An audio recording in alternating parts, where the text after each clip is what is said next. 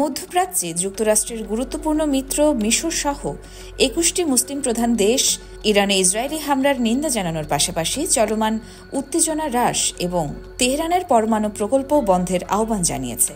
মধ্যপ্রাচ্যের স্থানীয় সময় সোমবার এক খোলা চিঠিতে এই নিন্দা এবং উত্তেজনা হ্রাসের আহ্বান জানানো হয়েছে বলে জানায় আল জাজিরা।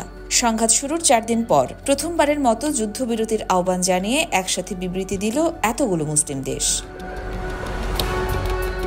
ওই চিঠিতে স্বাক্ষরকারী দেশগুলো হল মিশর, আলজেরিয়া, বাহরাইন, ব্রুনেই, সাদ, Comoros, Djibouti, Gambia, Iraq, Jordan, Kuwait, Libya, Mauritania, Oman, Pakistan, Qatar, Saudi Arab, Sudan, Somalia, তুরস্ক এবং সংযুক্ত আরব আমিরাত।